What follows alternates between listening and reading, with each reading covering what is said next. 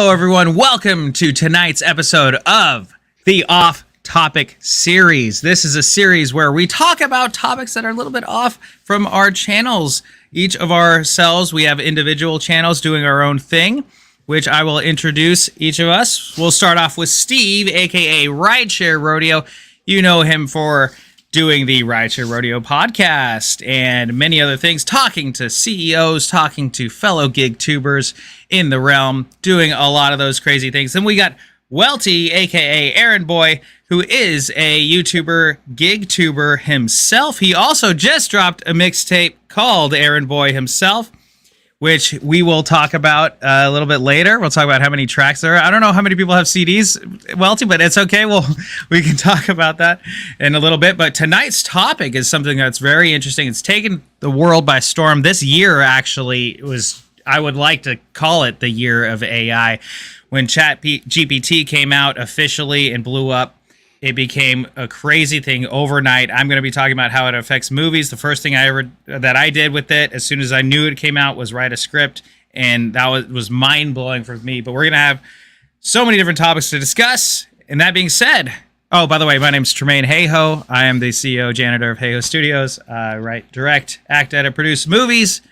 We just came out with Bigfoot's Ghost on the YouTube channel. So if you guys want to watch that movie after this, go and watch that. But tonight is about AI and the effects. Positive, negative, good, bad, right, or wrong. We're going to talk about it all. Steve, take it away. So I think first let's I actually I rushed home. I think we've all been working pretty hard lately. I'm going to speak for all of us. Even if it's not work, at least the three of us I know, like I'm just going crazy. I'm running 24/7.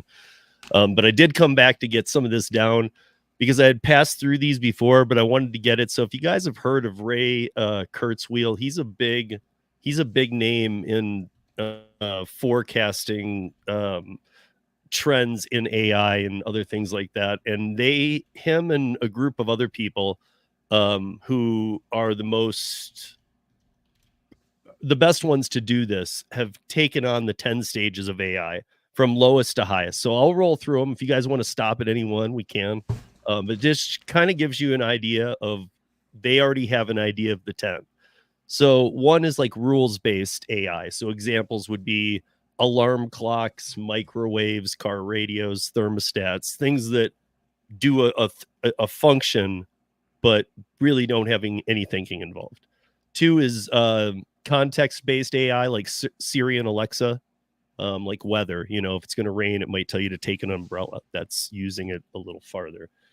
Three is narrow domain AI, which is like medical, like getting medical records in like nanoseconds, and market algorithms that forecast NASDAQ and Dow trends and things like that, which obviously they're not doing a good job. So maybe we're a little more behind the AI than we thought. Number four is reasoning AI.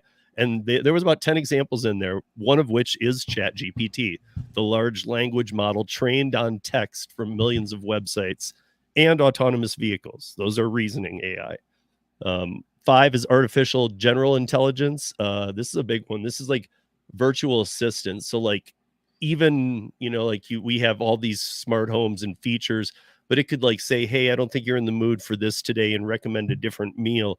It has a number predictability scale on your mood. It could say you're a 32 today. My mood ring already tells me that, so AI is and there's far a lot behind. that comes from that. Far behind.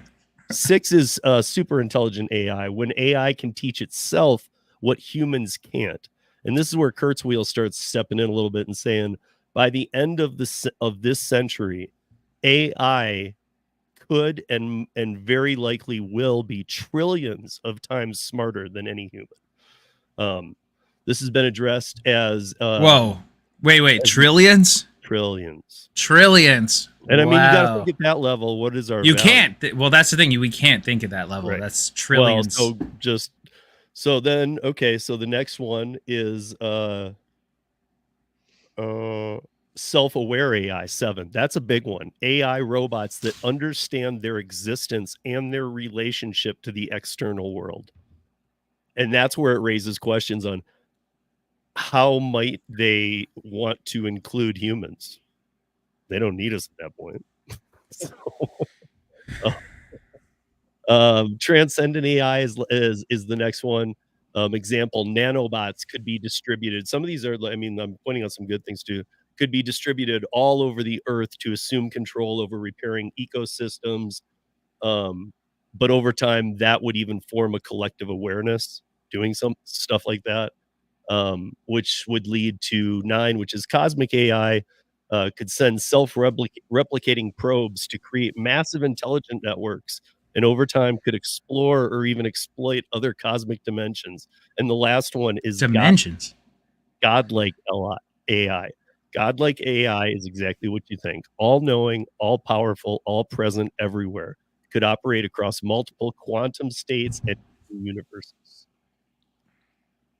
Okay, quick question. Where are we in this stage, according to this We guy? have Chat GPT, but it says that we also, and it says autonomous vehicles, but those fail. So I guess we're partially through 4. 4? Yeah. But that's the thing. It's like they talk about, like the future and how like we're on this graph, right? But we're on this, it's a parabolic graph. So if we go per year, every year, if you look at a parabola, it goes up like that. So like, for the longest time we were flat, like a flat line, then all of a sudden, the wheel's invented, something, then, okay, now, fire, the wheel, all that stuff. And then, if you look at the 1800s, horse and buggy, carriages were going a little bit like this. And so like every plot of on the course, year by year, it's going like this to this. And then now the year to year it's going like this, year to year it's going like that. And it's just like this to the point where we're like literally like between 1 year it's like this to that. Yeah. Where like in 1 year we're traveling basically 1,000 years of what we would have that took for us to get there, which is a scary thing. Einstein had a quote about that. Einstein had I can't remember exactly what it was. Something about like one of his biggest fears was the day that that we let this get ahead of us. Right. I think he just worded it as technology because we weren't using the terms that we're using now. But he just said, I most fear the day when technology moves faster than man. And I think that's an understatement for his time, because I mean, I think that's what you're kind of saying. And I think that's where we are. Unless, Tremain, you think those that think that the moon landing was real, then we seem to be. You could use that as an argument to say, hey, we're slowing down, we're dumbing down. Well, they say they lost all the data that got them to the moon. I wanted to throw this in real quick. 50 years ago. This applies to all of us who work. So this is just kind of an interesting comment. We are in the first time in history where humans are not being chased into higher levels of work. In fact, we are being chased out of repetitive work, whether high level or low level, meaning neurosurgeon all the way down. Well, see, and that's the thing. That's what I think the beauty of it is there. The beauty of it is all these mundane jobs, the factory jobs, this child neurosurgeon. Well, I mean, a mundane task, even a neurosurgeon is probably doing some paperwork that he doesn't have to do that AI can take over, So, and also like neurosurgeon, the problem with humans is that we got shaky hands. If you're a neurosurgeon and you're performing surgery and you have an AI robot that you're working with that does not shake because they're an alcoholic and they haven't had their drink yet. What are we all gonna do? You know what I'm saying? I mean, if we're are we just replacing ourselves? Then are we just admitting this and we're giving up? Well, no, we're not. I don't know. I think that a lot of people are being replaced, but I think that's a good thing, because you shouldn't be striving, at least right now, for these if you're just doing the same thing over and over again, all day in, day out. If a AI robot can do that, I think that's way better. And it's better for the companies too, Because initially, Tremain just said all of us gig workers can beat it. yes, please, please. Do you think I want to hear my Uber driver like rant on about some nonsense? No, just kidding. But I do like. I mean, one of my favorite movies of all time is Minority Report, and all the cars. Have you guys seen that movie? Yeah, that reminds me of Welty, you gotta watch that level movie. 9 or 10. Yeah, Like I that, know. right You know what, right near dude? the I think like in the cosmic. I don't think so. I think we're Or well. actually, I'm sorry. I'd go back to transcendent, like collective awareness. I'm meaning more of like in Minority Report where they use eyes for advertising, like instead of cameras. You know, they scan your eyes. Will predict, not to give things away, but they're predicting crimes that happened, and you're being arrested for them. But that's that level. That's the sci-fi element or the crazy sci-fi. Who knows? Maybe they could do that. Maybe they predict it. You know, I mean, if you give them like sentinel power, man, I don't know. Yeah, I mean that would be bizarre. But what up, driven dad, Tony in the building, Tommy in the building, Water Wings in the building. But I think when it comes to driverless cars, I think it's great because look, earlier in this summer, because they don't work. The thing is, no, they do work. I was just watching a thing. There was a new company that came out, doesn't have a single accident. The only accident, it had one accident. The only accident that it had was because some drunk driver ran a red light and ran into the self-driving car. What company? I just watched the video. I just watched the video as I was cramming for this. See, Steve, you're cynical because you're a little bit on the. I'm a realist, man. I'm a realist through and through, dude. But the realist. Reality is shut down because their percentage is under like 65 for safety. Really? For what company? Waymo is for what company? Cruise. That they manufacture for Cruise. They've been in San Francisco. They got the boot. They produce for Ford. They're done. Well, see, the thing is, though, it's like, okay, like self-parking and like getting you, like if you're veering off the road, that kind of technology. Not, but like one self-driving car kills someone and they just pull the whole company. Think about how many deaths there are caused by humans every single day. The LiDAR doesn't operate. The LiDAR doesn't operate in snow. They completely shut down in snow. This is why they test in Phoenix. It has trouble if there's not streetlights detecting movement. That's a huge problem. Snow is a big problem. Rain, hail shuts them down. I mean, there's so many factors that they don't even deal. They just shut down. But Steve, you're talking about the present of AI. We're talking about the future of AI. Like, where's the future going? Like, that's the title of this video, the future of AI, not the present. Yeah. Presently, it's not great. And I'm going to get into movies right now. And I was trying to say, I think we're at about the Chat GPT level. Maybe part of the AGI. I don't know. Virtual assistant, kind of, but not the way that I was reading it. Because the mood factor and things like that were like freaky to me. Nobody should be able, like, there shouldn't be a dial on your wall that's like, oh, your mood is a 32 today. Why don't you change your menu and have this instead? I mean, at that point, why don't we just all be Wall-E and just live on the damn thing in the fat chairs? Yeah, dude. And like the thing is, for me, the way I operate, whether it's an AI chatbot or whether it's a girlfriend or whoever saying like, why don't you should be doing this automatically. I want to not do that. Like whatever they're going to recommend me to do, it'll make me more aggravated, So like, oh, dude, I play like online Yahtzee, and if I lose, my mood is ridiculously different. So good luck, AI, trying to keep up with my mood. They're like, Welty, you should take a hot bath. You're like, screw you. Yeah. I like that. I'll play another game of Yahtzee and then see if I win this one, see how I feel next time. Or give it to like a Sybil. Let's see how a Sybil does. Like what's a Sybil? Yeah, 8. Like, wasn't she 7 personalities? I think she's one of the most studied people ever with multiple personality. I think she had 7 or 8 who like constantly came back as the same people with the same stories too. So she's like one of the most famous people to have multiple personalities. But I'm saying, like, let's judge her. Like, how are you gonna get her in the morning? Sybil, you're a 32. I'm not Sybil. I'm Ted. And they're like, we knew that, but we were talking to Sybil. But yeah, I mean, I don't know. There's a, I mean, there is I mean, look, guys, Tremain, before you walk us through some of this movie stuff, I'll mention this. I didn't even know this was a thing. This is freaky, you guys. Do you know about these DNA printers? I do You not. guys even heard of these? I have heard of it. Yeah. So, okay. The DNA printers have the ability to take DNA code and turn it into an actual physical strand of DNA. Now, to me, isn't that really a big, no, not Ryan, close your ears, but isn't that a big Minority Report thing right there?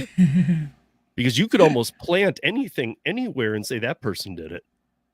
Oh, that's a good point. That's a really good point. They're saying these things like run like the virtual printers, pretty much. I mean, I saw some pictures of them. They're just boxes like those. You can now run them at home. Wow. The hell would you be doing this at home for? It's like you murdered that person in Antarctica. Like, I've never been to Antarctica in my life. Your DNA is right there. Your DNA is all over the place. Yeah. Yeah, that's scary.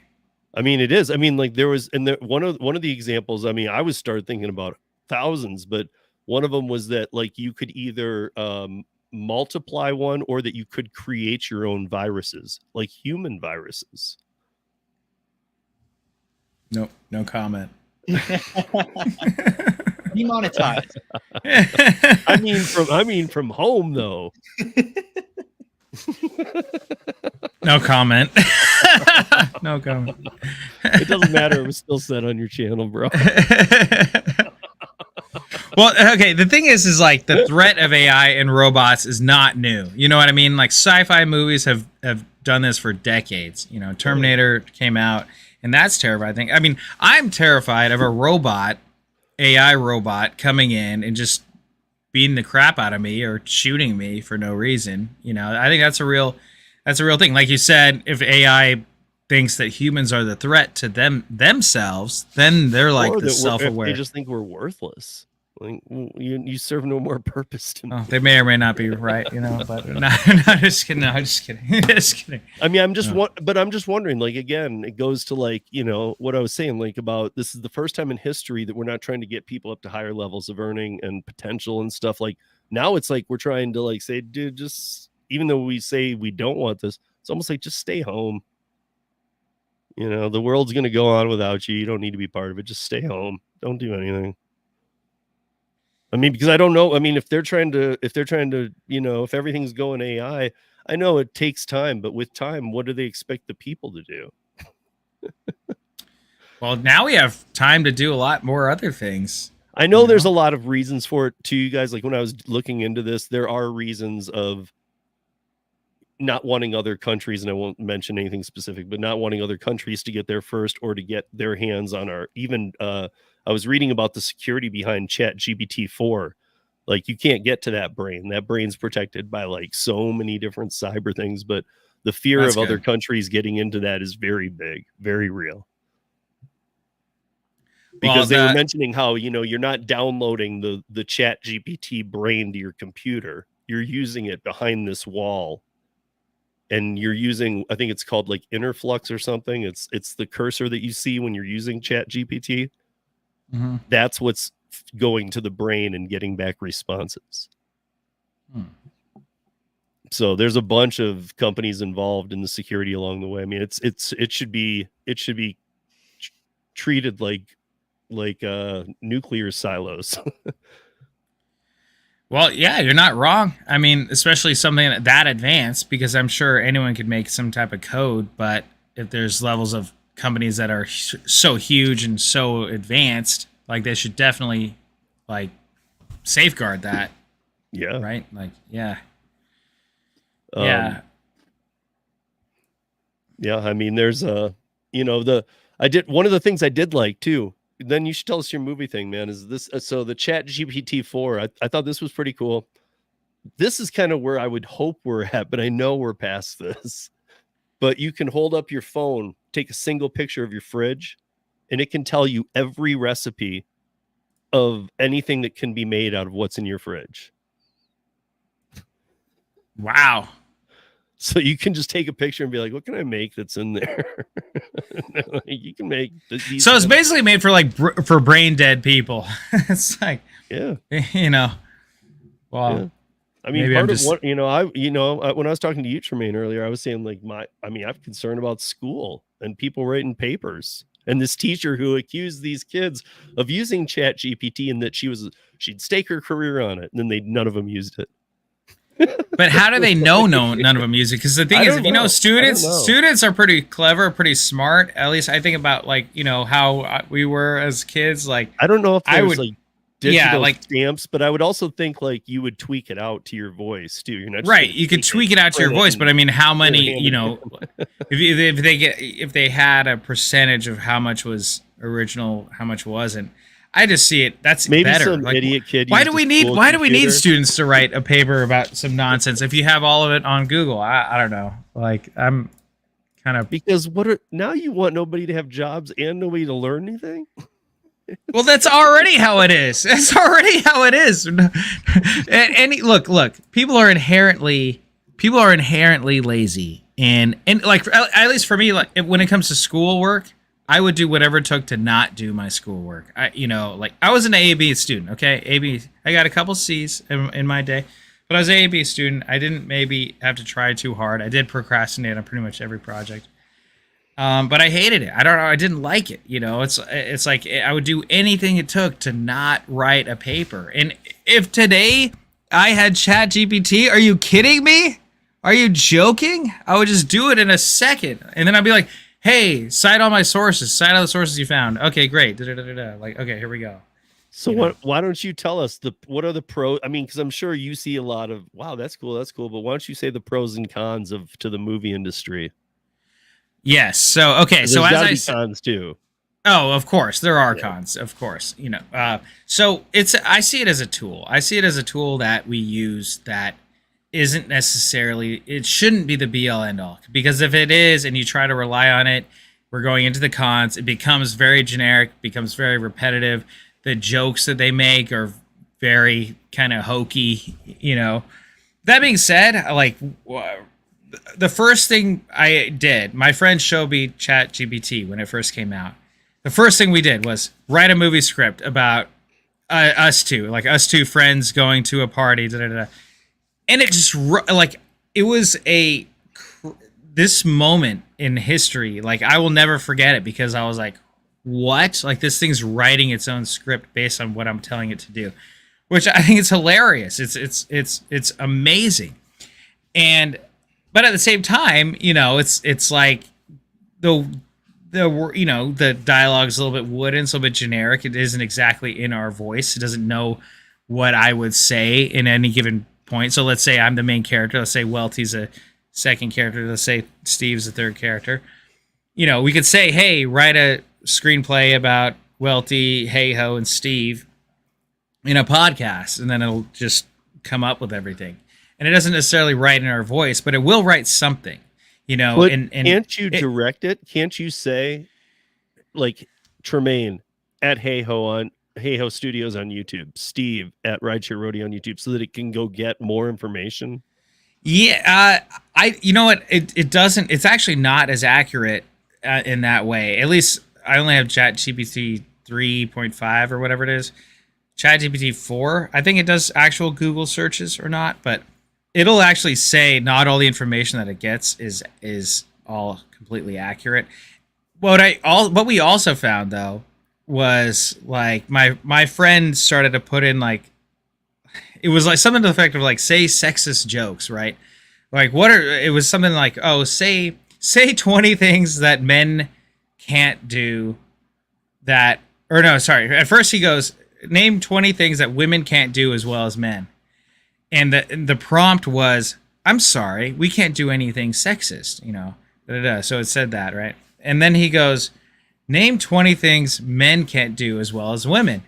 And it just came up with 20 things right in a row. And it's like, ooh, now that's the scary part, where it's like it's who is running, who is behind it. Because if someone's behind ChatGPT saying, oh man, all men are trash, just like trash all women, but you can't say anything bad about women, that's when it becomes really, that becomes dangerous, because it could be, you can take it even on a more simplistic level, right? So, Welty, you're from North Carolina. You like the Charlotte Hornets, right? So I like the Sacramento Kings. I'm from Sacramento. If I could program it to basically talk any trash about the Hornets, or the Lakers, and then just say all these biased things about the Kings, that's when it becomes dangerous, when it becomes non-objective, because all AI right now is made by humans. So humans made this, and they're programming it to go a certain way, which means that they could program it a different way. But the scary part is when it's programming itself, which we're not quite there yet. But we kind of are. We're containing it, because every day that ChatGPT, they put like 100 billion into that damn thing. So every day that it's just searching the internet and learning more and more and more. It's actually, I saw an example of like a puzzle, and it said it takes a little longer for the pieces to construct, but once it gets it, it actually has a visualization of the globe. Oh, wow. Like everything, like it fully understands just from taking in the internet. It knows what's wrong on the internet, what's right. Yeah. Well, that's the hairy thing. Because does anyone know what's right or what's wrong on the internet? Does anyone truly really know? And who planted the initial seed? Who's the person that said, "Here, Adam Eve, this is where you start right and wrong"? Right. I mean, like, because then it's like, well, wait a minute, man, because I don't know that I trust you. I don't like your opinions and stuff. So I don't want you being the guy that. Well, that's a whole nother thing. But going back to the movies. So initially it's screenwriting. It just wrote a script, and it's a little bit hokey, but you can direct it. You can direct it to go a certain way that you want it to go. Now, I sent the video to you guys. Did you guys get a chance to watch that? Okay, well, so you watch it. So now there's tools that not only will it write the script for you, you take it into another program and it will visualize the script in image format. And then you take it to another program and they'll take those images that was AI generated and it'll make videos out of it. And then you string it all together. The problem with the video that I sent you, Welty, was that it was like every 20 seconds, it's like, oh, now we're going to go to this to do this step. Now we're going to this other AI chatbot to do this step. Now we're going to go to this other thing to do this next step. It's like, no, like the future will be literally go to the program, be like, okay, we're making a movie about this, write a script about this, make it 90 minutes long, make the characters this, and it'll do everything all together all at once, add suspenseful music at this third act. And I hate to say it, a lot of the images that it came up with were pretty cool. Like, if you look at it as kind of like an animated movie, or you look at it as it's still very raw. You could tell it's not perfect. The lips don't exactly match. But, he basically told the AI to make this bank robbery movie, and it just wrote the script, make a 40-second trailer about a bank robbery movie, and then it literally wrote it like that. I hate to say it, but a lot of what the AI writes and what I've read from playing with it and having fun, it's a lot better than some scripts that people send me. People send me scripts all the time, and a lot of them are horrible. They're terrible. And so so I'm actually hopeful, because if you use it as a tool to make things better, I don't know. I'm hopeful in it. I'm not completely against it, but what you just said sounds really weird to me, because even if their scripts suck, I'd rather get the suck, because that's the real. Would you really though? Would you really? Yeah, let me really. Yes, no. Would you? I don't think you would. Honestly, I agree wholeheartedly. By the way. About what? You'd rather get the suck? With Steve, yeah. Tell us why you disagree. You have never. Okay, Welty. You haven't been to film festivals, short film festivals. But that's how they get better, and it's their voice. No, they're awful. They're painful, dude. They're painful. But they shouldn't. Bro, they're I'm painful. so bad at movie making. Let ChatGPT write it, and then I'll tweak it out. Yeah, I like this. Okay, now I'll make this happen. Like, that you didn't do any of that. It's a tool, though. You think about it this way, dude. It's a freaking tool. I feel you like know the what I person mean? doing it should get out of the movie making industry. If they can't. No, dude. Like, I would rather. The thing is, I would rather that AI help them write the script if they can't write dialogue, versus them thinking that their script is so great because they made a film festival and now we have to sit through this 5 minutes of garbage. You guys haven't sat through minutes of like 5 minutes of a horrible, shitty short film, which 98% of all short films are horrible, terrible, shitty, unwatchable. ChatGPT could make it a lot better. I'm just not even gonna lie. It would make it a lot better and more watchable. And I would take you for a second. I would take an AI. I would go to the AI film festival 10 times at least with short films. Feature films are different because typically feature films, people are more serious about the films. They're typically better. Not always the case, but if it's a feature film, they take it a lot more seriously. Short films, it's like, I don't know. I'm scarred from a lot of these horrible. I mean, would it things be that like people... this movie was written by Chat EBT 175605? Yeah, Oh, I like his stuff. I love his stuff. Love it. But the thing is, it's a tool. That, dude. It's like say, dude, like, okay, let me try to relate it to you. So you're saying like, oh, I don't want to use a screwdriver to unscrew this. I will use my hand because my hands are capable. Now, I'm sorry, but your screwdriver is not as capable. Or actually, let's take it a step further. Your manual screwdriver could do the same job as a power screwdriver. The power screwdriver will make it a lot easier for you and a lot quicker and a lot better. Depends on the job. If we're talking about screwing and if we're talking about screwing right now, Steve. No, I guess it really is just an agree to disagree, and you do have the most. No, dude, it's a tool. It's a tool that is more advanced that can help you write better scripts. And I think that it would, if for someone that hasn't, if there's anyone that hasn't written a script before in their life, it can actually help them see how a script is written. Have you seen somebody that sucked become good from ChatGPT, or is it just something you think can happen? I haven't seen enough of it, at all. But I just, from the get-go, from the starting point, if you take a starting point ChatGPT script from a starting point first-time filmmaker script, the ChatGPT one's going to win 9 times out of 10. That's so sad. I don't even know. It's sad, but it's true. It's sad, but it's true, dog. I'm sorry. I hate to admit it. I hate to admit it. Like you're saying that you would like to use that, you would like to do all your movies here forward as ChatGPT? I never said that. But if I say, hey, ChatGPT, give me 50 ideas for movies, it'll spout out to me right away. And it's like, oh, wow, okay, that's kind of cool. Pick one of them. You're not going to use it to write the script. No, not to write the full script. Okay, so anybody that does need to maybe needs to get out of making films. See, look, it's like the thing is, it's like you still have to make the movie no matter what. Until you could write a prompt to ChatGPT and it could literally make the whole 90-minute movie.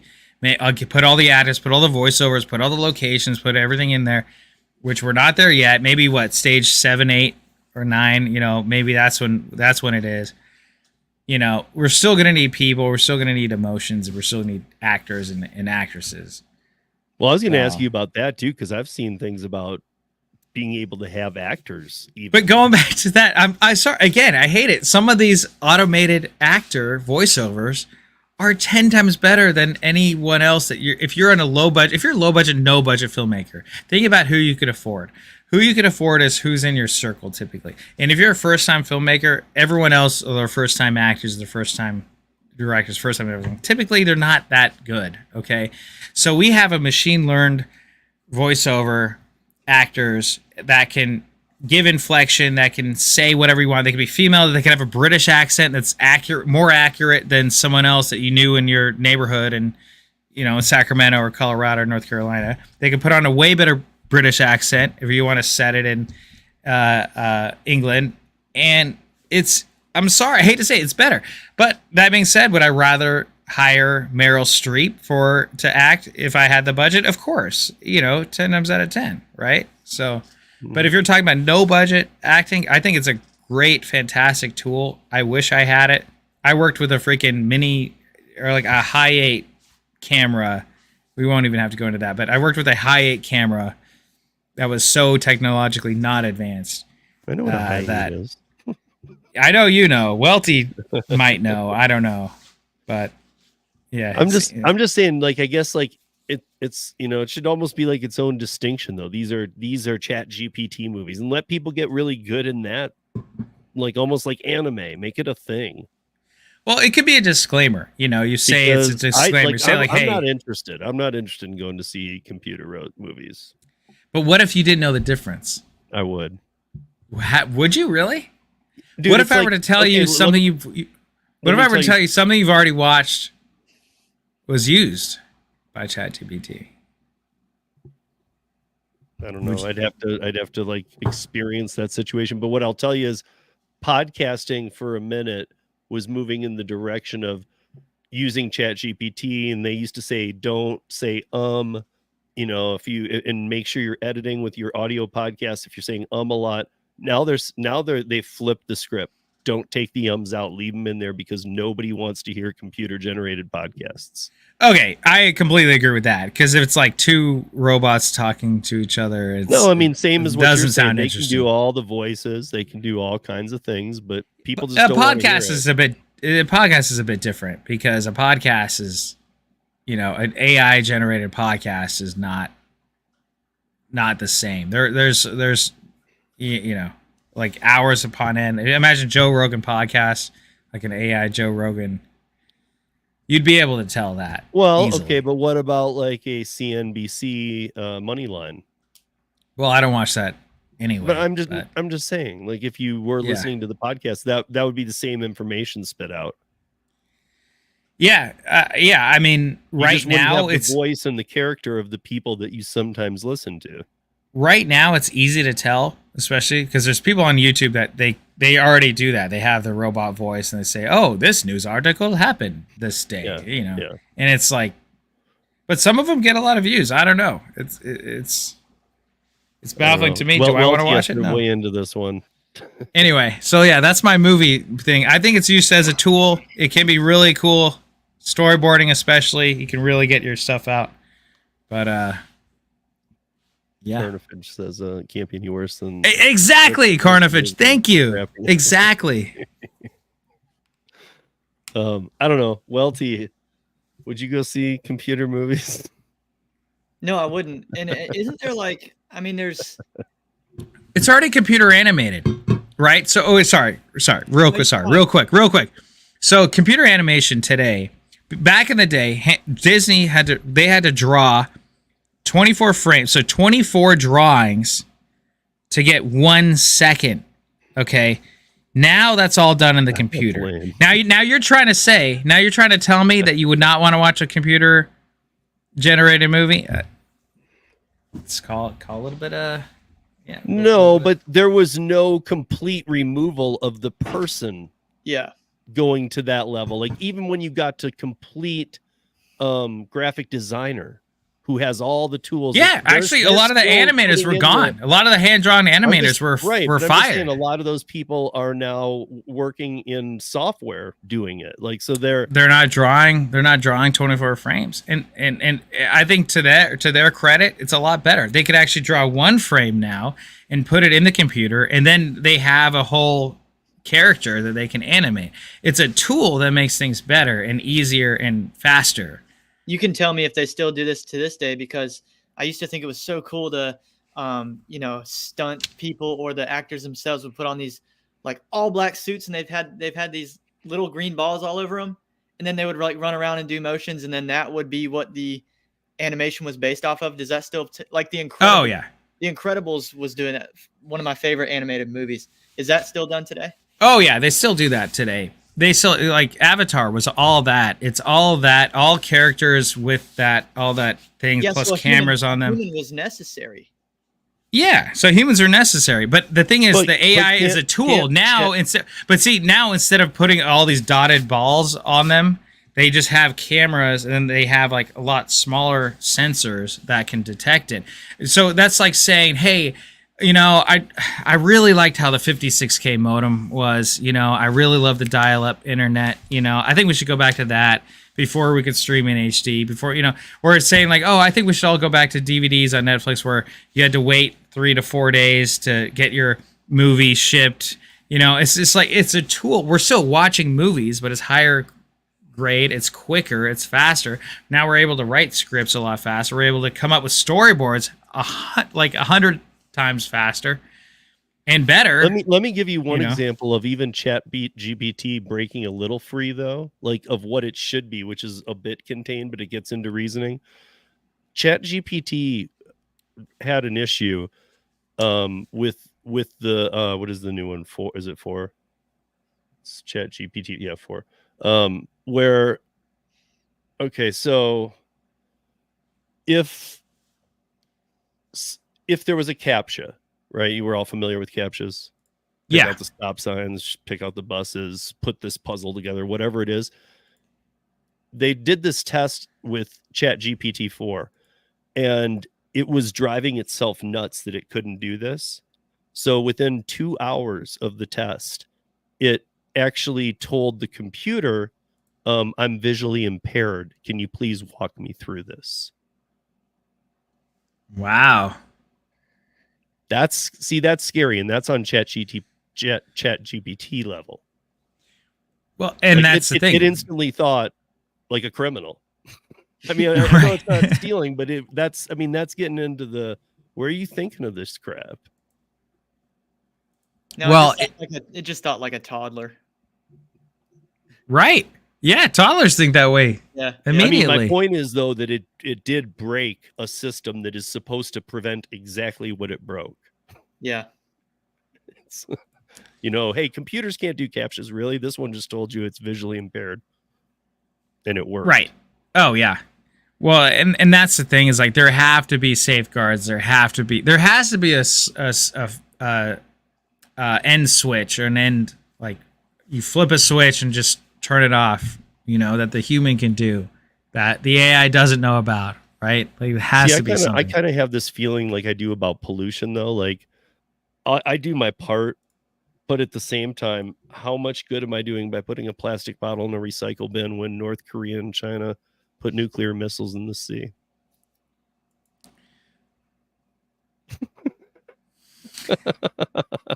I'm just saying, where are they with Chat GPT? Because we can't fall behind. Well, if we're getting to AI launching missiles, I mean, that's another thing.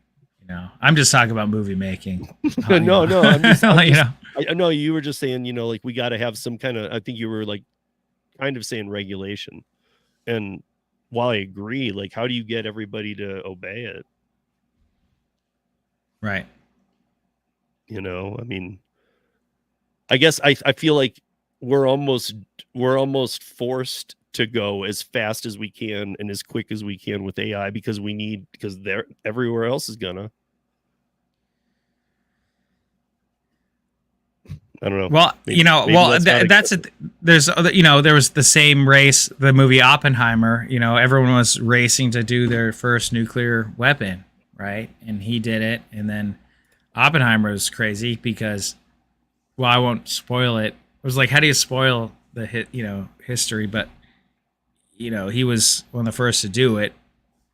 Did you guys see Oppenheimer? And he regrets it, right? Well, going with that? I mean, I don't want to spoil the movie for you guys,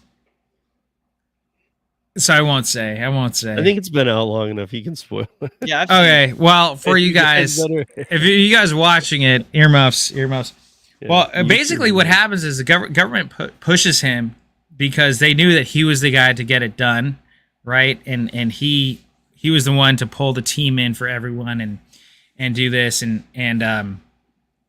so. I just told the AI about the off switch. So basically, government pushed him to do it and to get it done and to make it and to make the nuclear bomb, and he makes it and he succeeds and he does it, and then the next day, he's like, all right, well, keep me in the loop with everything, and we'll see where everything goes from there, and they're just like, well, what do you mean we'll keep you in the loop with stuff like? kind of like we got what we needed from you, so we have all the plans. We know how to do it now. So sayonara, see you later. So they just kind of drop him like a hot potato, and then he regrets it because he did all this work for pretty much nothing. And and he is the the father of the atomic bomb or whatever it is, but once they got that technology, they just up and ran away from him. But you're talking about one guy too. Like, we're talking about if AI becomes like sentient, it makes its own decision and makes a better version of itself, there is no need for us. But what if it starts making better versions of us? Oh, you ever think about that? If it's like, it's like Steve, go into this chamber and it's like Steve 2.0, Steve 3.0. Because live out your 3 trillion times as smart as me. Well, it could make you smarter, could make you younger. Who knows what AI is capable of? Forever 21, right? It could make us all younger, smarter. Right now, I'm just thinking of what UUELTE with 3 U's would look like. Oh man! Oh my gosh! UUELTE 3, and then you get celebrities to pronounce that. That was funny, by the way. Can I play on the other side of the net with you, Tremain, on the absolutely the film? So, in some respects, like, I hope we would all agree with the phrase that beauty is in the eye of the beholder, right? And so when you say that, hey, there's this filmmaker bringing stuff and it's just objectively bad, like, so yeah, maybe the 3 of us would all agree, okay, this is a bad movie.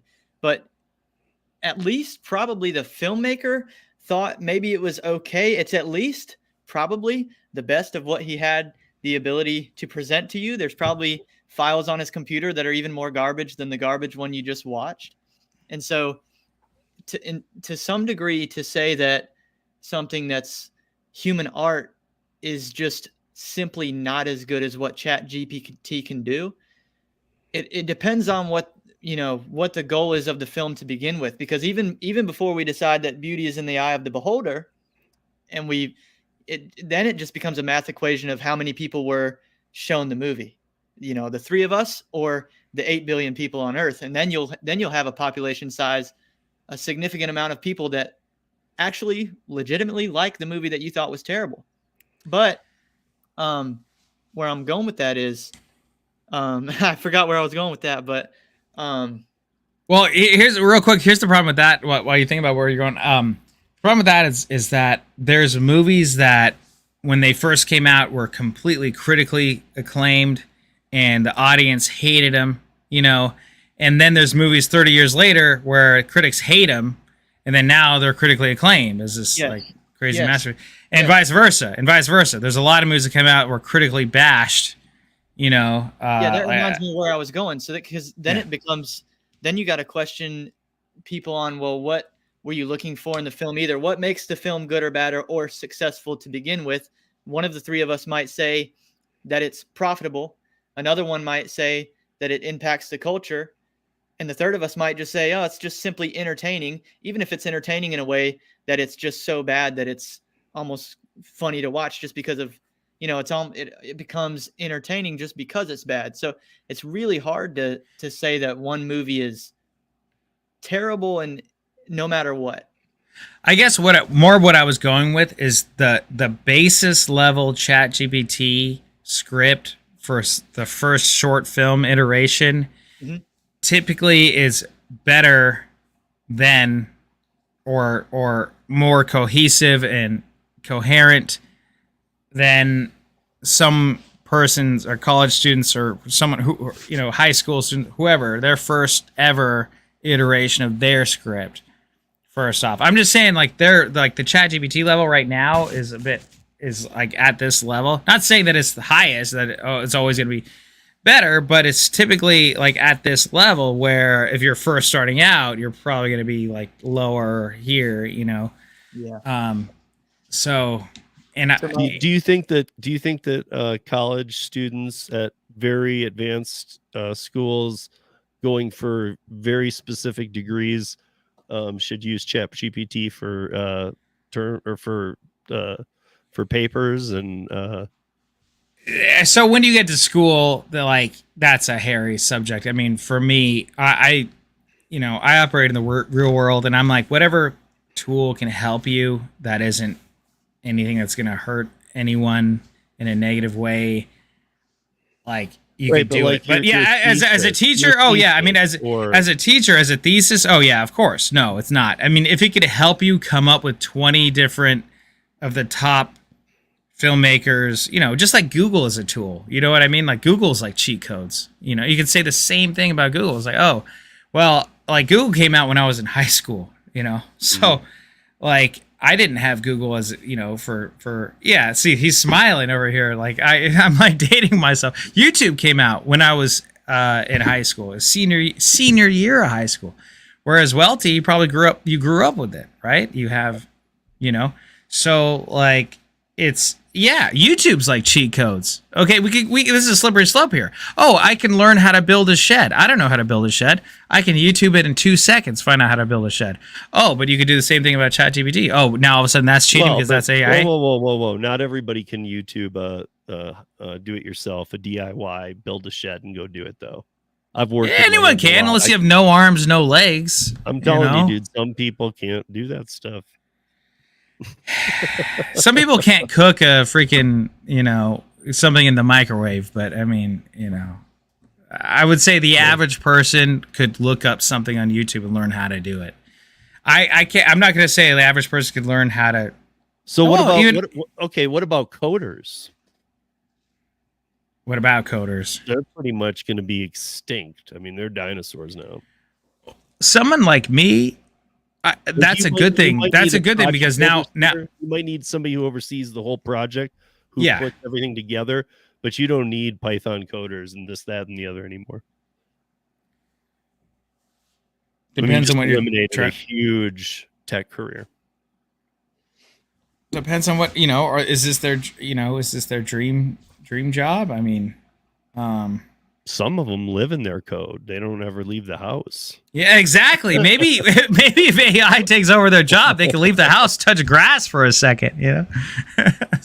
I don't know. I'm pretty positive about it. I mean, I think it's got its ups and its downs. I just worry about the speed of it. I know, Welty, what did you want to bring up about this thing? Oh man, I think the danger of it, like you've highlighted some dangers, both of you, and like, while I'm not dismissing that there are dangers, but I think the greater danger even is just on the human level when we're willing to accept the movie made by ChatGPT. I'd rather watch that.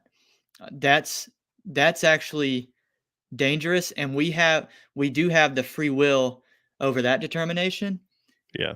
And the extreme version of that, and I'm not putting Tremain in this category, but I'm taking it to the extreme, is generally I am very skeptical and usually land on the opposite side of things that would be detrimental to the longevity of humanity. We'll call it that. So things that aren't productive or reproductive, lifestyles, whatever that may be. And when you take this on down the line and say, hey, the movie that ChatGPT just made is better, therefore I'd rather watch it. I think we should be able to say, okay, maybe the movie is better, but I still wouldn't rather watch it. Have the awareness to be able to maybe make that determination, because if you can't do that with a movie, or if you're not doing that with a movie, this is where I'm getting to the extreme version of it, when men or women, both genders decide, hey, I'd rather date the AI, this AI, but I'm being serious, and that there's an image, and hey, it's still my unique AI. It's still unique to me. It talks to me better than all these women talk to me. You know what I mean? It's funny. I have no idea what you mean. Tremain dropped in on the live I was doing today earlier, and I told him, I said, I got to get ready for this, but I told him, I said, I honestly believe one of the first places that it'll hit big is the porn industry. Of course. And obviously by that, I mean, like things that we probably have all seen on TikTok, you've all seen the ads like, hey, I can be your girlfriend. I'm like, what is this? Dude, well, if you look, it's a scary thing. It's a sad fact and a sad reality.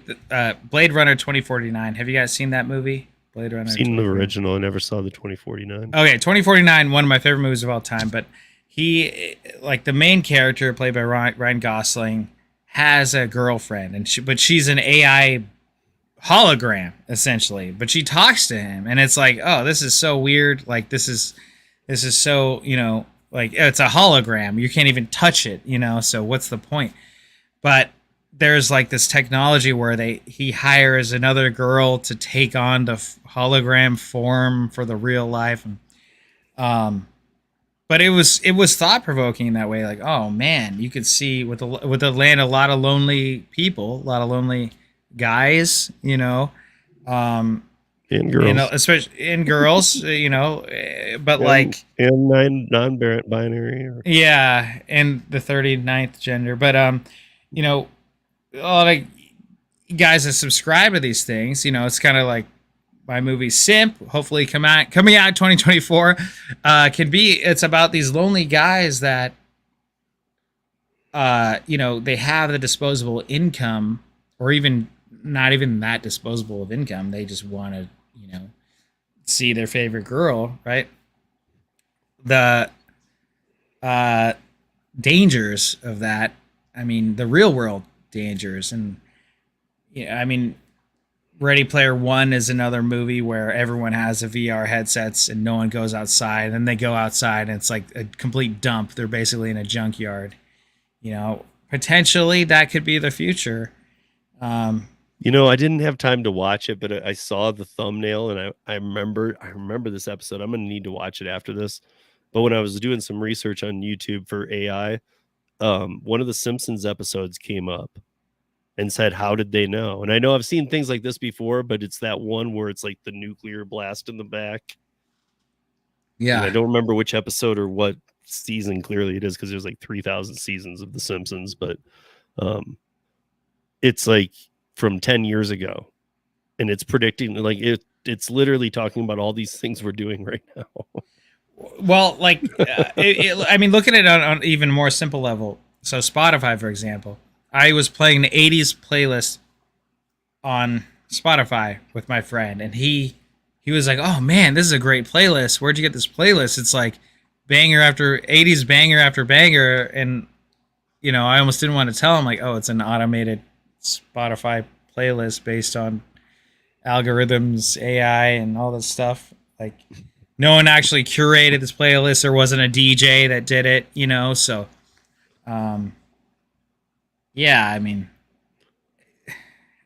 again, it's going back to it being a tool. Like look, Amazon has AI in a big way.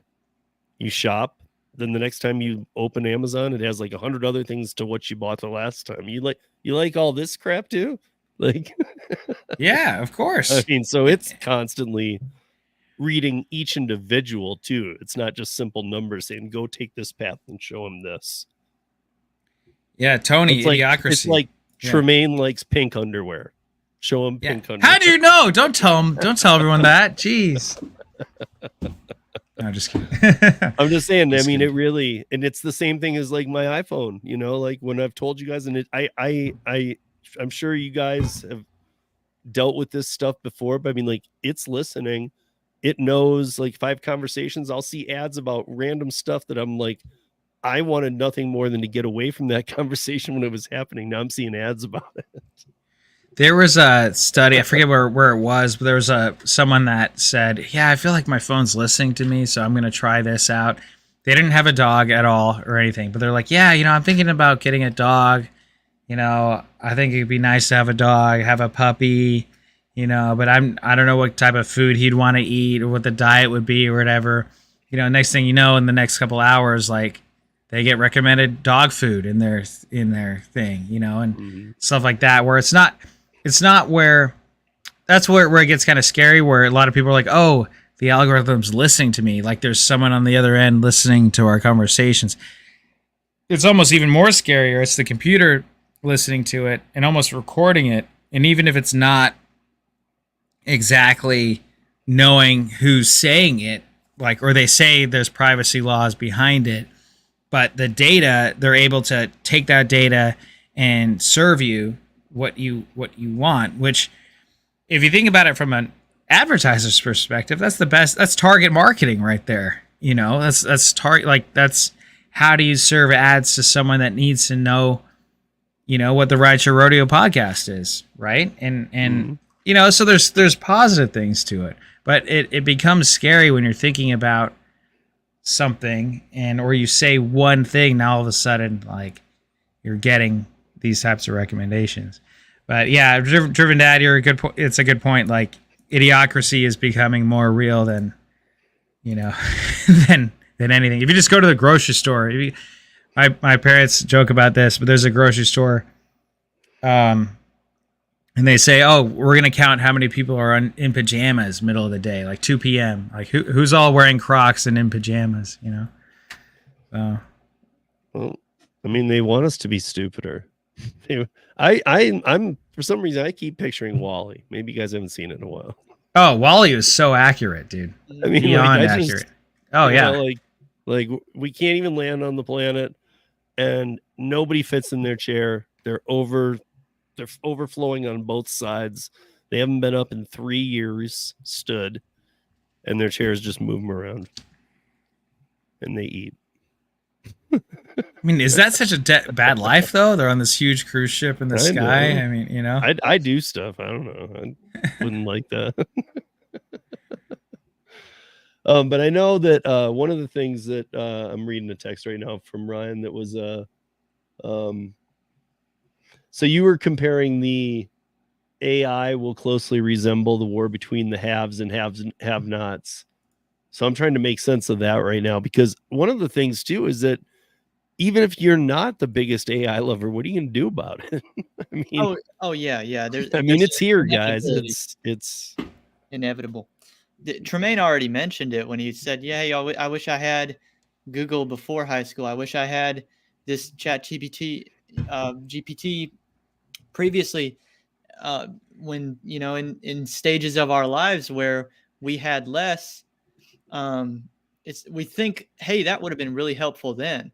And that's what, I mean, when I talk about the war between the haves and the have-nots being greatly influenced by AI, is because to some degree, I think if I put myself in their shoes, I'd be worried about AI leveling the playing field, especially if I know something that somebody else doesn't know. And like you just said, AI can learn everything that there is to know about the world in a few iterations, right? And then it's going to be all knowing. That's kind of the progression. That really threatens people with information that other people don't have, because now the gap in the brain intelligence is starting to narrow. And so, you know, Welty with just Welty doesn't threaten the multi-billionaires, but Welty with AI threatens the billionaires and what they can produce, right? You guys heard it here first.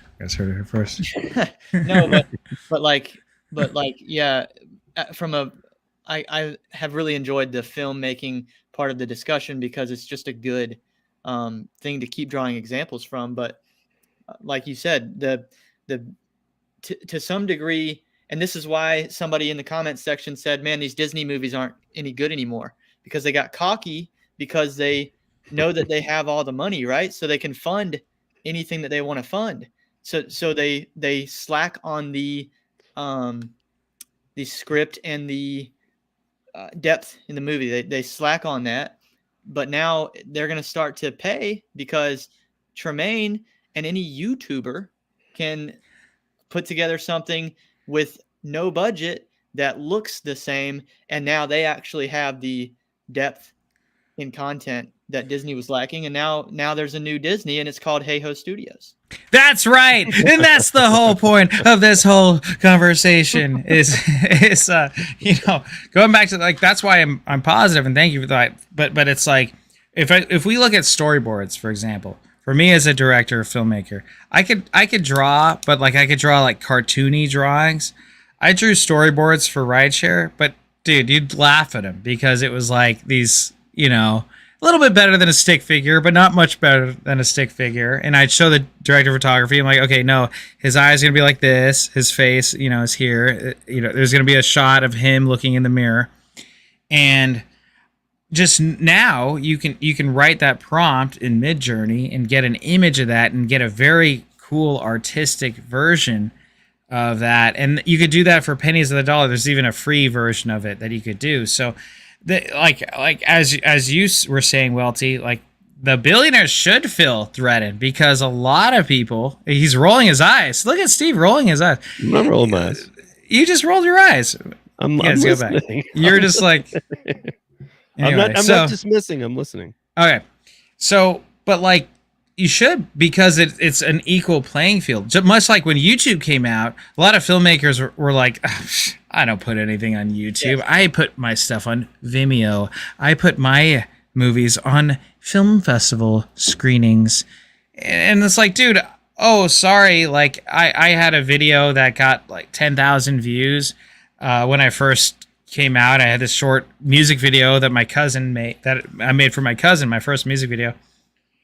And at first it hit 7,000 overnight. I'm like, oh my gosh, like what the hell happened? Like, because as a filmmaker, you need an audience. And like, what are you going to do? Ship DVDs to them? Or are you going to tell them, hey guys, go to the Podunk Valley Film Festival. 20 people can watch this short film.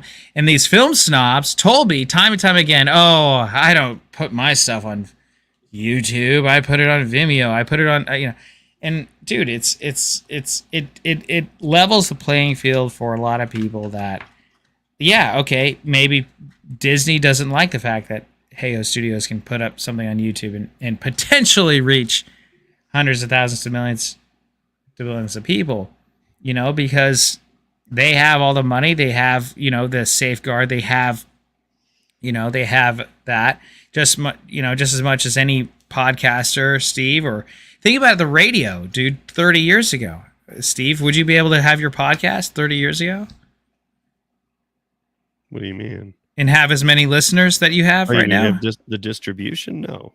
No, of course not. Of course not. So it's like, it's I don't know. I'm hopeful for it. I think though, it's that's part of my thing is that, look, I'm all cool with the technology. I just think that this technology borders on human elimination. Not necessarily. Even if it's not like necessarily a robot shooting you, I just mean elimination by there's no need for you anymore. No, not necessarily. Well, of course not. I hope not. Well, dude, I had a dream. I had a dream that some AI robot killed me in my movie studio, but it was like when I was way older, and that was scary. It's scary. It's like, yeah, it's scary to think about, but I don't know. Like they've been saying that since the 80s with Terminator coming out. I'm not talking about a robot that's going to come use laser eyes on you. I'm just saying like the limit. But see, that's what scares me. That's what scares me. That's what scares me. You can't have a job anymore. But I'm a neurosurgeon. Yeah, we don't need those. Yeah, I'd rather be lasered to death. That's quick and painless. No, you don't want to. Well, you if it came to that, otherwise the options are probably like lasered to death or not lasered to death and still live to old age. What should you do? If the option is lasered to death or the Wall-E example, yeah, probably lasered to death for me because I'm not going to live a life of no sacred honor, man. I'm not going to do it.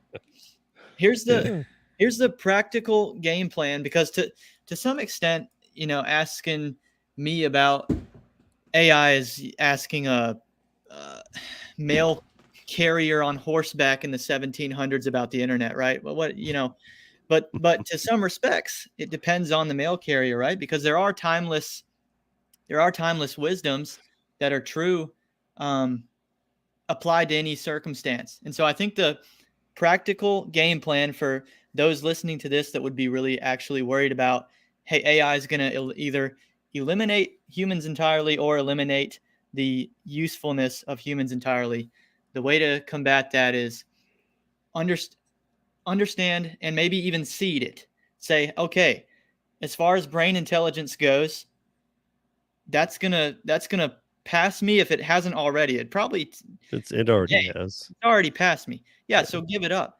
And then instead say what it can't do is keep up with humans on an EQ level. It's passed us on the IQ level. It can't pass us on EQ, especially if we zone in and focus on it. Emotional intelligence, emotional qualities like genuine kindness, genuine empathy, genuine patience, things like this. These are all traits that we should be really leaning into in this time when we're worried about different countries having capabilities that we don't. It still pays off to have these traits. No matter what situation you're in, it pays off to develop these traits. And by the way, I think those 3 traits, I mean, there's a million of them I could name, but those 3 that I named, they're probably going to make you a better film script writer. They're probably going to make you a better podcaster at the same time. They're probably going to make you more hireable. So you end up almost reverse solving the problem from the back end. That's my take on it. Let's be better people, basically. Yeah, and that's the thing is like AI can't right, they can't deal with heartbreak, or they can't deal with losing your loved one or your pet or whatever. They can only on a machine learning level like understand that. Yeah, but I mean, I just listened to a podcast. I don't know if y'all know the YouTube podcast called The Iced Coffee Hour with Graham Stephan. He just had either today you or mean yesterday. you mean coffee in Colorado? There you go. No, I've seen that guy. Okay, He's a small guy. Yeah. Yeah, he just had Dr. John Deloney on, who is a very educated psychologist, basically. And he was in crisis management. And he's explaining in this podcast, the reason it's fresh on my mind is because I was listening to it today. But he's discussing all these situations in crisis management where, his job basically for a period of his life was to go to the homes of people who just had someone pass away. And those were various circumstances. It could have been a toddler. It could have been a young adult that just, killed themselves. I don't know what you can say on YouTube anymore, but I'm sorry. I just said that. I don't know if that's a phrase that gets us flagged. You say unalived. Yeah. Well, as long as you don't say get us flagged, then nobody heard it. You're right. Or AI heard it though. Yeah, there you go. Hey AI, how you doing? But hey AI, okay. all these crisis circumstances, the situations that he was helping people through, AI, like you said, AI cannot do that. There's no circumstance where, because as he was explaining, hey, half the time it was getting people to a place that was in some circumstance physical. Hey, this person's grieving, their child or their husband is in that house and they're standing outside in the driveway and that person is not alive anymore and they're grieving. And so he said some of the things that he would have them do weren't emotional. They were physical. Hey, walk with me and we're going to count lines on the pavement, or if you're in a parking lot, we're going to count the painted lines in the parking lot, and the steps that they're taking physically changes the composition of their brain in that moment. AI can't do that physical walk with you. Well, yeah. I guess, do I see godlike AI coming around in 2024? No. Okay. But is this a progression line that a lot of people agree with? Yes, they have come up with, this could be so far off or not even right or whatever. My biggest concern isn't about even AI. It becomes more about making sure that we're keeping up with what others are doing, because very easily AI could be turned against us, weaponized. I got to tell you guys, till today, I had not, and normally I'm on top of at least hearing about things. I didn't even know about a DNA printer. I didn't know that either. Thanks to you, Steve. I mean, that's Thank you. really a scary thing. Yeah, OJ is going to get away with it again. I mean, it really is. I mean, I don't know. I mean, I feel like you could. Well, at the same, dude. See, I'm already, dude. Like, I I'm could already take your clothing, Tremain. I could create an actual physical piece of DNA, go commit a crime, and drop it there. Yeah. And prove that I was there. Well, dude, one of my favorite shows. It won't prove that you were there, but it'll just make DNA obsolete. That'll be an obsolete evidence. Why not? That's why I was joking. Because it couldn't prove that I was there. But I mean, one of my favorite shows is Forensic Files. I love Forensic Files. And one, for example, there was it's always either the husband or the wife, right, that committed this murder. So there was this young woman who was married. She was 19 years old. They have one kid. She loves pets. She loves animals. She works at the pet shop. She went she was going to work. She saw, actually she lived with her folks, and her folks saw her leave. And then 45 minutes later, the manager called the parents saying, hey, she hasn't shown up yet. Where is she? And they're like, oh, that's weird, because she went to work. And of course, it turns out her and her husband were having marital issues. He was like 12 years older than her. They were estranged. He was acting crazy, but they didn't have any info on this. They got a couple of pieces of evidence. One was an ATM machine, which took one picture every 10 seconds, and one very grainy, terrible picture every 10 seconds. But they found the car, like they had the car that showed her, because it was the line of sight of where she parked, where her car was, where they found her car in the parking lot. And they got that. It turns out the husband's parents had the same type of car. It wasn't his car, but their parents had the same type of car. And it wasn't until they went through the trunk, neighbors saw him like cleaning out the car vigorously and everything. But they got a cat hair, one single cat hair in that car, which was her cat. And they got the DNA of the cat. That there would be no reason for the cat to ever be in her husband's parents' car, which he never used. So that's what linked him to the murder. That's what got him convicted. So, it could be used like, okay, an elaborate scheme. Someone could say, oh, well, we just wanted this. We didn't like Johnny, so we took a hair from her. We took a hair from her cat and put it in the trunk and planted that evidence, Dude, just wait till somebody that doesn't like Trump finds out about this DNA printer. Oh, dude. Oh, yeah. Trump committed all the murders, all the crimes. Wait till any of you guys Google these things. There's not just one. There's a bunch. Actually, this just came in.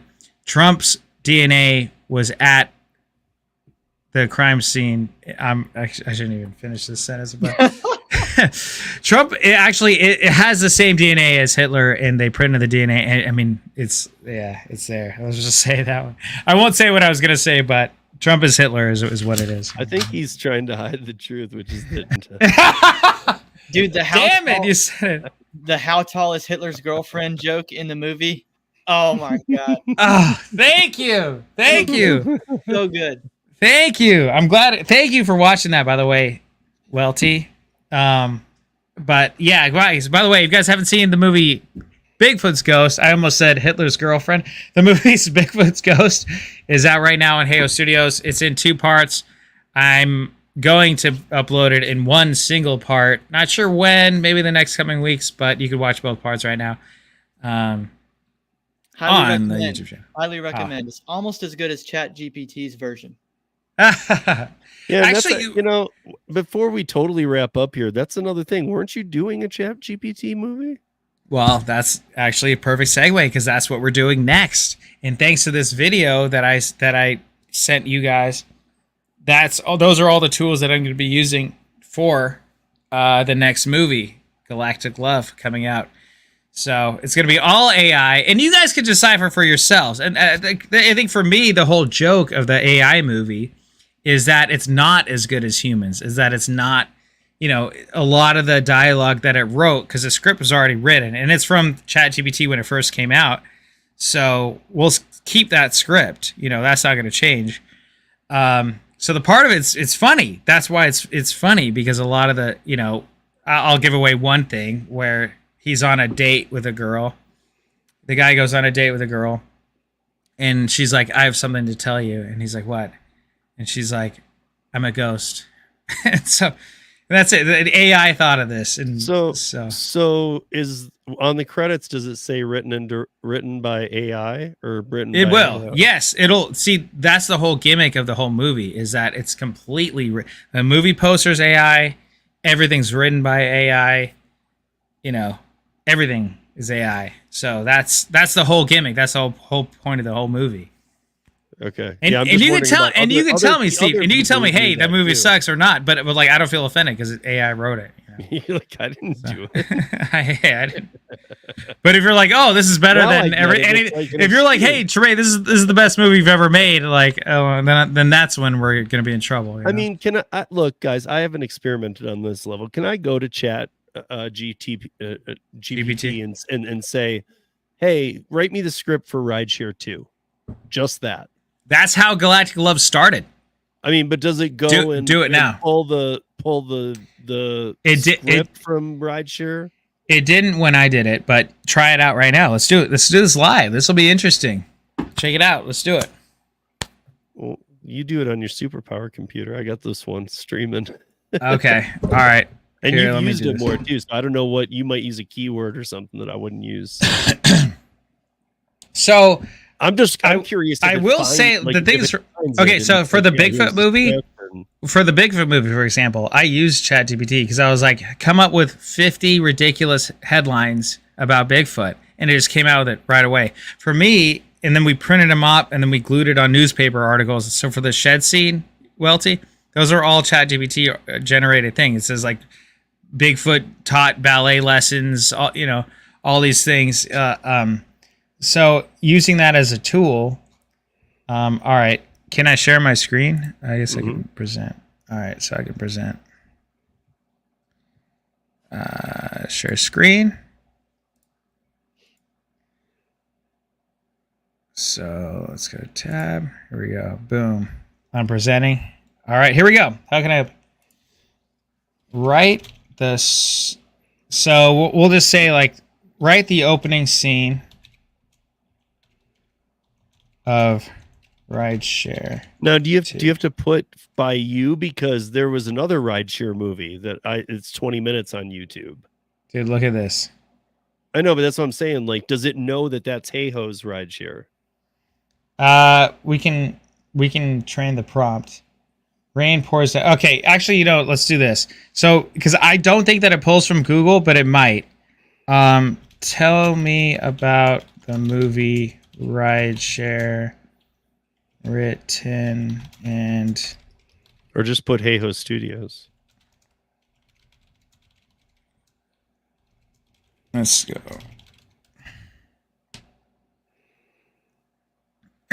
Wasn't a widely known movie.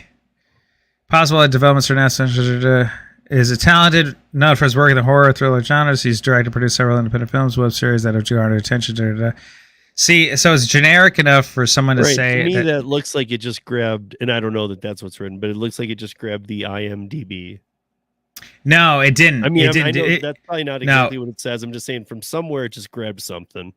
It's just gonna make up. See, it just made up stuff. Because if you look at that, because it says if Rideshare is a newer project by Hey Ho Studios, which is not, it could continue in the vein of his previous work, exploring themes of suspense, mystery, the darker. Yeah. See, it should come up too, because that is another thing with ChatGPT is that I don't think it goes back more than 2 years. Okay, I don't think it reflects the past 2 years. I mean. So this is just ChatGPT, but there's Bard. There's Google's Bard. Have you guys heard of this? So Google has their own ChatGPT, and it's based off of Google. So I'll share this tab. I mean, if you typed in Hey Ho Studios movie Rideshare script. Hey Ho Studios. I mean, would it bring it up? Could it even do that? Script. Well, I don't know if the script is public unless someone leaked it, but see, here we go. So it's limited. Struggling actor picks up mysterious life-changing opportunity. Yeah, see, it's still very. So I could say, tell me about the 2018 movie. Sure.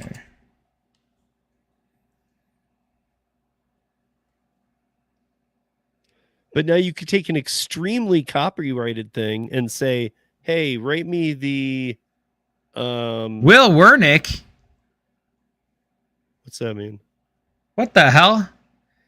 Everything. This is all right. Starring Sid Wilder, Kaylin O'Connor. Yeah. But directed by Will Wernick. That's not me. Uh-oh. This is right. Yeah. That GPT has now screwed you. Will Wernick is this is Google Bard. Brother. This is Google Bard. Screw you, Will Wernick. Who the hell are you? Let's go to the IMDb page, see if that's right. Okay, the IMDb page is right, and it has me as the director. That's weird. Yeah. So, but I mean, get used to it. That's probably going to become tons of common problems, not just one name missing, but like stuff screwed up. That's another thing. I don't know.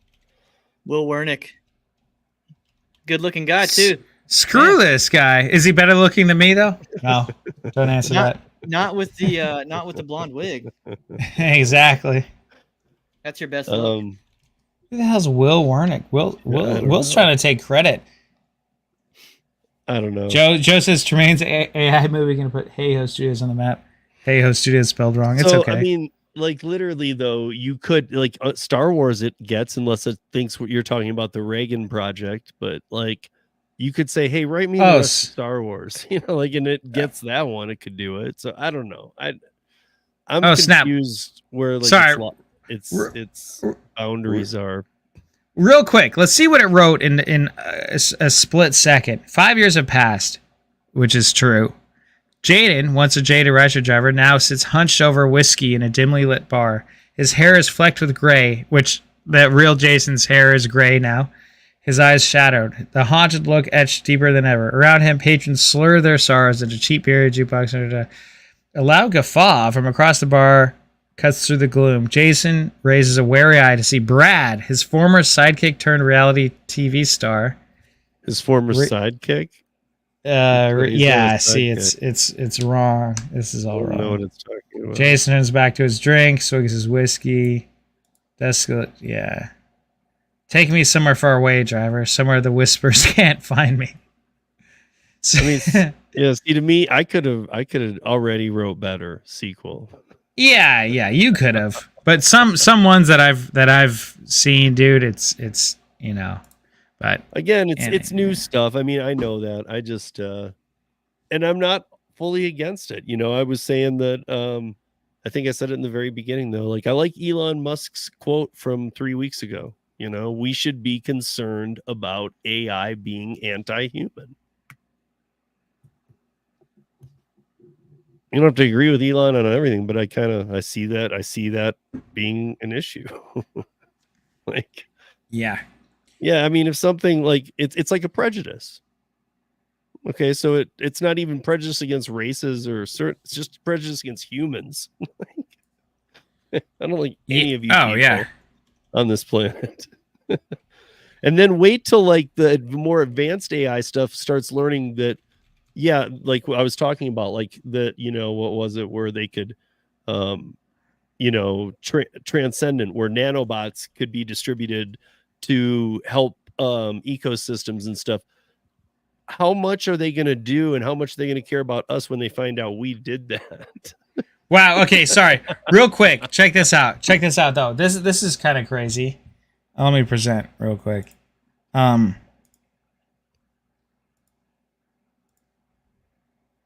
All right, check this out. So I told him, I'm like, Rideshare was written and directed by Tremain, not Will Wernick. And they apologized to me.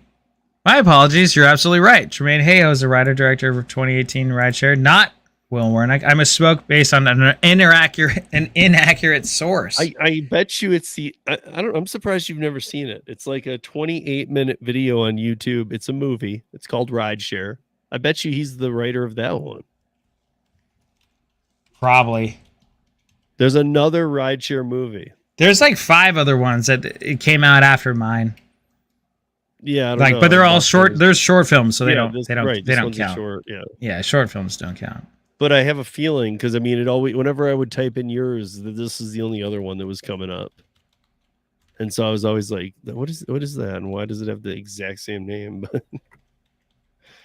It's funny. Well, it learns, so it means that it could be wrong, but it doesn't know that it's wrong.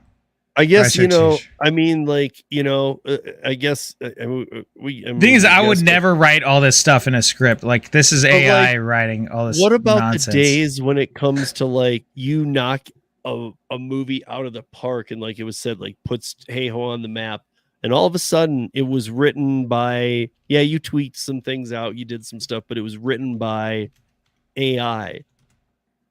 Who do you own that? Yeah, we talked about that. I know, but we never came to a conclusion. Do you own it? I don't know. Yeah, it's a good question. Right. I really don't, because they've dumped, like I said, they dumped I want to say 100 billion into this last year. Oh, I don't doubt it.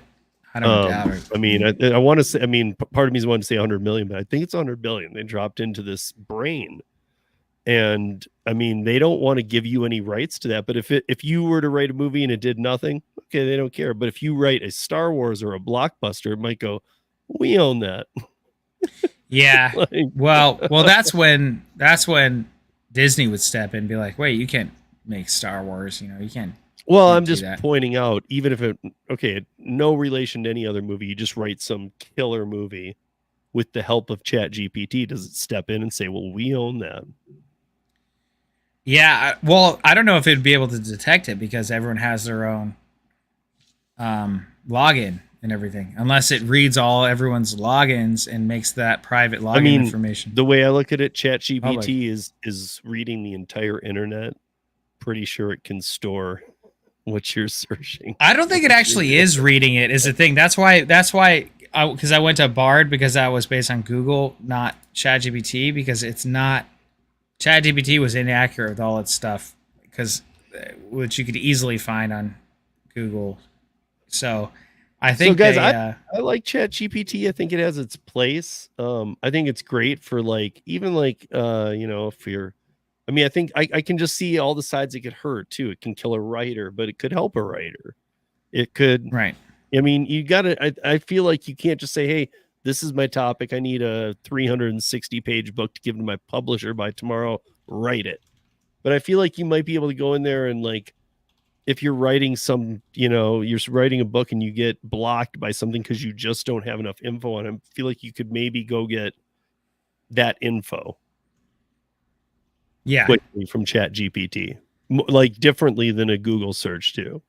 Like, hey, I'm trying to write this into this. I don't know. I haven't used it enough, but I know you can toggle words around to get different results. So, like you could play with it till you had it, but I need to insert something on this into this script. I going back to it. It's not a replacement for humans by any means. Obviously what it wrote was not anything near what, any one of us could have written something a lot better, but it's a tool to generate ideas as of right now. And like, I would have walked out of the sequel if it was written by the chatbot, the one that has him drinking. Oh, well, dude, if they have this level of description, with his buddy, who's his brother, actually, I'd be like, okay, no, they didn't even know this. If they had this level of description in a script, like I would never write that level of description in a script. Like that's reserved for novels, not screenwriting. So yeah. I guess it's got the goods and the bads. I guess 20 next year will be a good year to see, because you guys were talking about how it really boomed this year. But I do go back to the one thing that one of the things I was saying earlier, that we are, for the first time in history, humans are not being chased into higher level work. In fact, we are being chased out of repetitive work. And I hear what you said about repetitive, but to me, like, somebody who's like decides to commit his life to neurosurgery, and let's be honest, a neurosurgeon doesn't have a life. They don't go out, they don't do fun things, they work a couple days a week. I mean, they're very stressed people, but they really live for this stuff. So because it's a little repetitive, they can't have that job anymore. And I hear what you're saying about robotic arms and things like that are steady. Those are already being used. Those are more of a information fed, and they have it though, and they know, and I don't know. I just like, why are we being chased into Wally world? And I don't mean the Griswold's Wally world. I mean Wally the world. Wally, yeah. Well, I don't know. It is weird. It's like going back to idiocracy. It's for every advancement we have, there's kind of an equal non-advancement where you don't have to read a book now. You could just access anything, or you don't have to write a paper now. You could just have ChatGPT write it. You don't have to think for yourself, but there's always going to be intellectuals that are around, I think. And there's always the human element, and plants are, can't generate a tree like oxygen, I hope so. This next generation isn't looking that bright. Every generation has said that, I think. I think every generation for the John at time, they've said, "Oh, you kids have no idea. I used to walk up the hill both ways, 10 miles in the snow barefoot." Yeah. Yeah. I mean, I guess, we all move along with it. I feel like, it's like that Einstein thing. It's that I feel like we're in that time that he was worried about. I feel like technology is moving quicker, and so many of us want it to, and we want it to go even faster, some of us.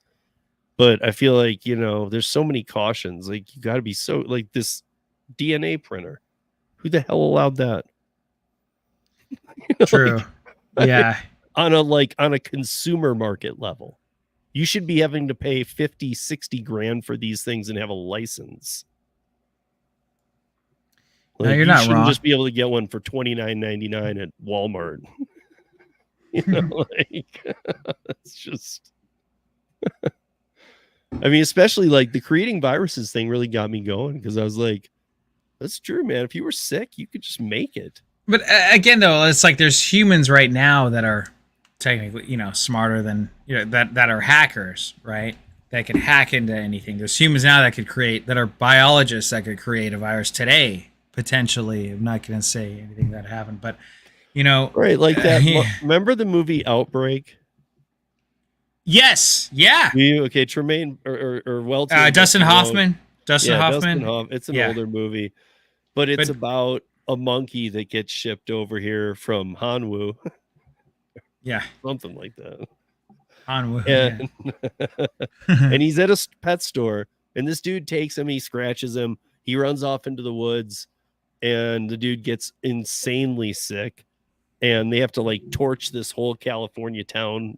Like, they quarantine. Yeah, I mean, but then they have to torch it too at a point. They like send that bomb in and stuff, all because they couldn't handle this. Now all you just need is a $29.99 Walmart DNA printer. I mean, hey kids, ask for one for Christmas.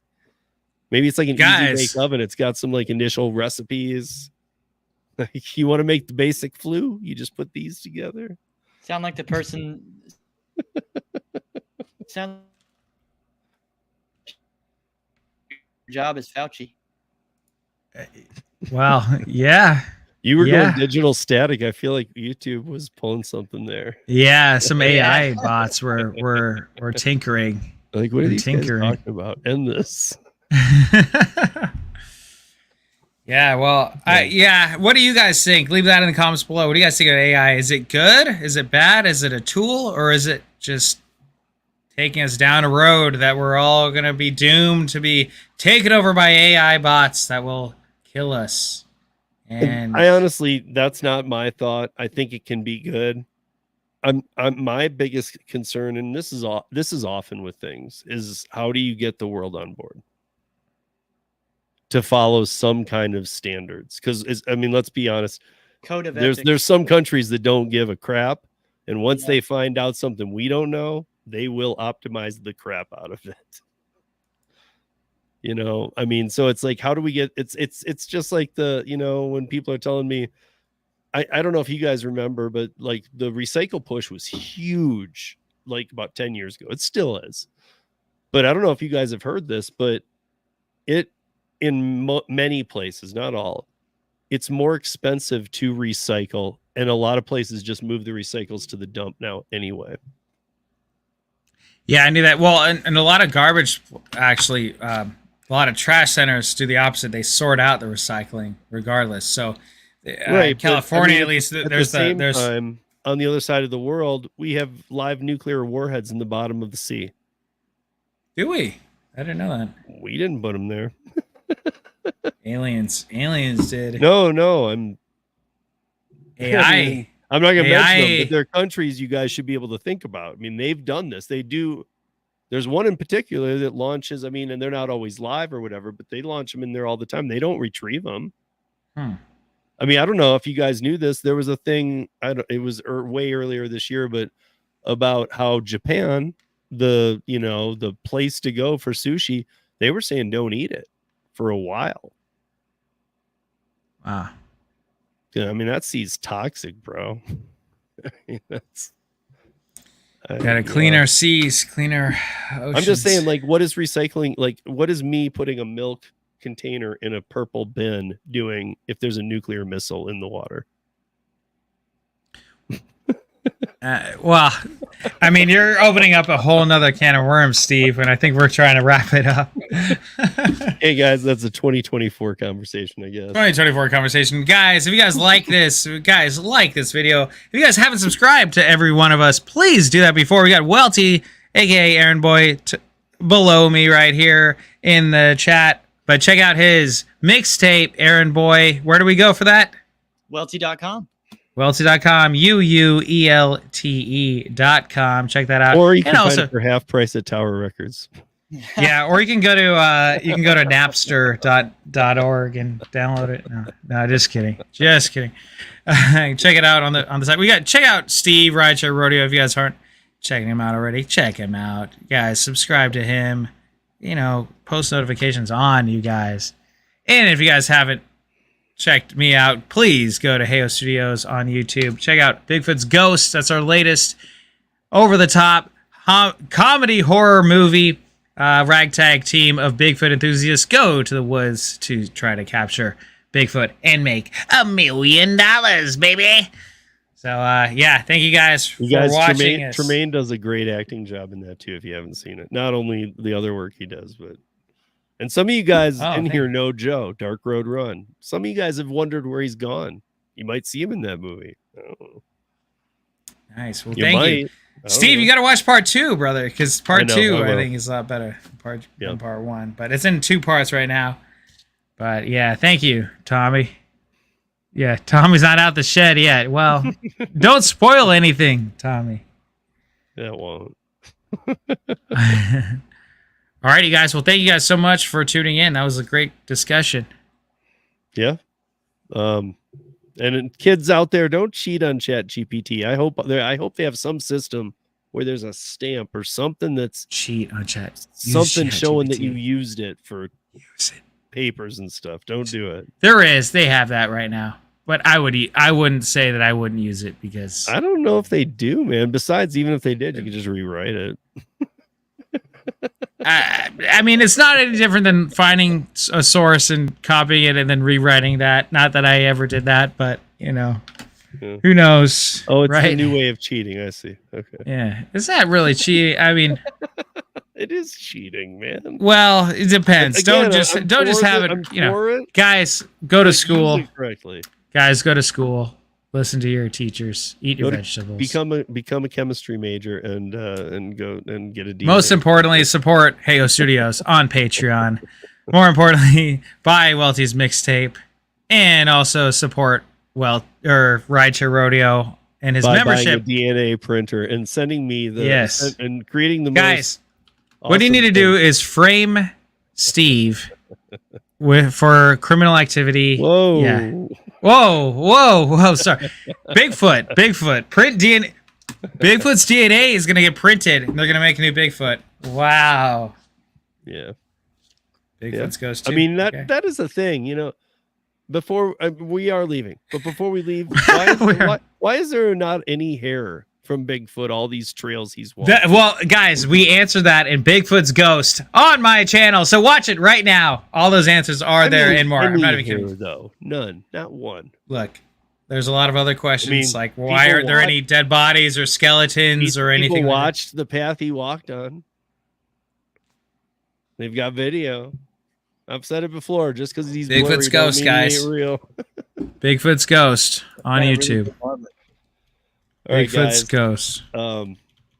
Hey, you know, I got a couple more things going on this week. I'm sure these guys do too. But if we don't see you before then, guys, have a happy holiday too.